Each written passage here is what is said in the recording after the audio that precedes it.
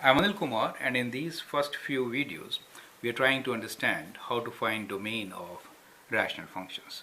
Normally the domain is all real numbers, but the rational function will have few restrictions, and that is the reason for that is that the denominator cannot be 0, right? So denominator should not be equal to 0. That leads to restrictions. So that is the reason for restriction.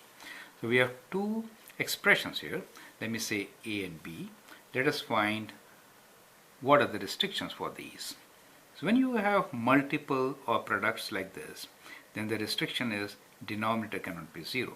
That is to say, we are saying x plus 1 cannot be equal to 0 because 0 times anything is 0, and that means x is not equals to minus 1. So that gives us one restriction. The second one is that x minus 3 cannot be equal to 0, and that gives us restriction as x cannot be equal to 3. So we have two restrictions here. One of them is that x is not equal to 0, the other one is 3.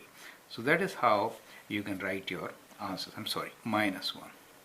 Let me write minus 1 here. So these are the two restrictions which we can list like this. Let's look into the second question here. Now in this particular case, the denominator is x cannot be 0, right? That is 1. So we have x not equal to 0. Then we have x minus 1 should not be equal to 0. That means, that implies that x should not be equal to 1. And then we have x plus 1 not equal to 0. And that gives you the restriction that x is not equal to minus 1. So we have three restrictions here. And these are that x is not equal to 0, 1 and minus 1. So that is the technique of writing restrictions. So whenever addition or multiplication is involved, we only check the denominator. However, if there was a division, we'll check the numerator of divisor also. So look into the video of similar kind with division as the operation. I hope this helps. Thank you and all the best.